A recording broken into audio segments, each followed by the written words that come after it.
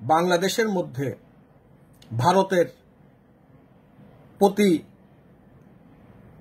সুন্দর মনোভাবাপন্ন একটি প্রজন্ম তৈরি হয় নাই। বর্তমানে যে প্রজন্ম, যারা 90 সালের পরে জন্ম, 90 সালের পরে জন্ম, এই প্রজন্ম ভারতের প্রতি তাদের কোনো ধরনের সুন্দর মানসিকতা তৈরি হয়নি। তারা কেন?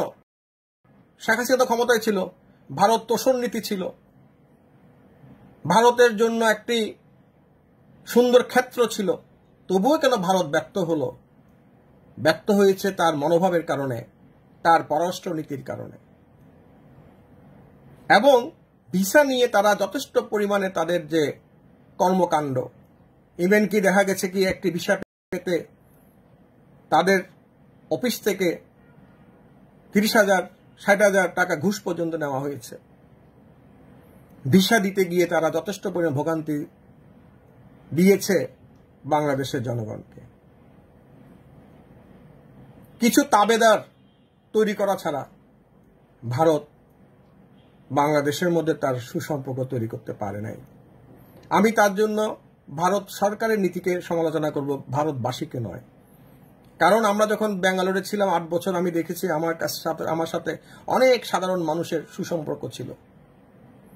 আমি যখন কলকাতায় গেছি, কলকাতার মধ্যে অনেকের আমি আদর যত্ন পেয়েছি।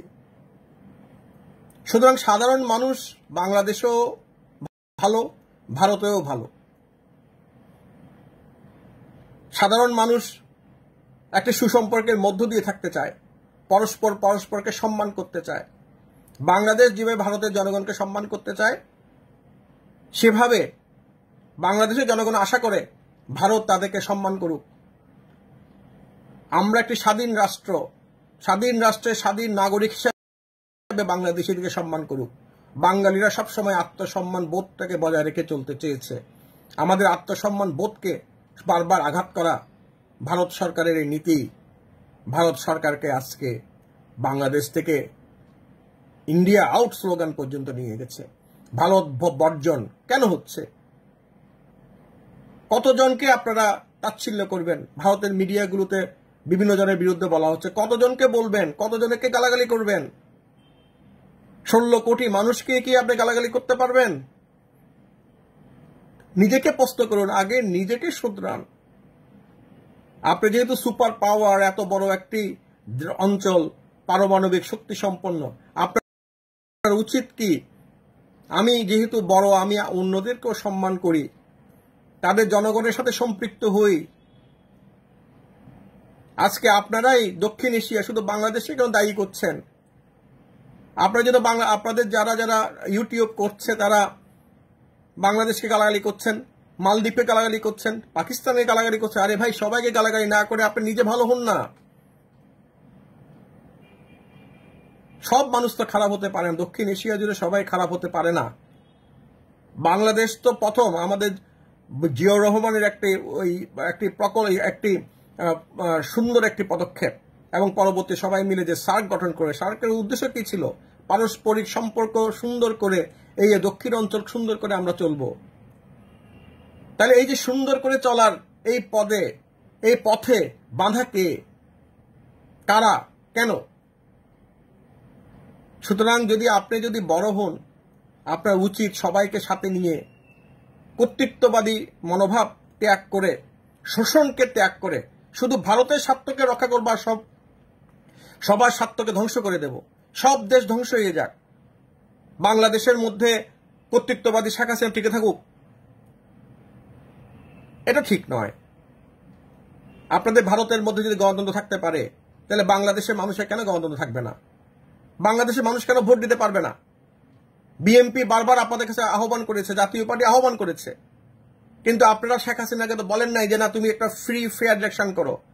আমেরিকা বারবার এসে বলেছে, ইউরোপিয়ান ইউনিয়ন এসে বলেছে, জাতিসংঘ এসে বলেছে, সবাই বিরুদ্ধে গিয়ে আপনারা শেখ হাসিনার পক্ষের ওকালতি করেছেন। যদি ভারতের মধ্যে মানুষ ভোট দিতে পারে, আমি ভারতের ইউটিউবারদের প্রশ্ন করি, ভাই দাদা, যদি আপনারা ভোট দিতে পারেন, আমরা কেন ভোট থেকে বঞ্চিত হচ্ছি? কেন ভারত ভোটাধিকার বঞ্চিতকারী, আমাদের ভোটাধিকার কেড়ে নেওয়াকারী শেখ হাসিনাকে সমর্থন দিয়ে গেল? কেন সে জোর দিয়ে বলল না যে আমি গণতন্ত্র আছে, তুমি বাংলাদেশে গণতন্ত্রকে ডেভেলপ করো?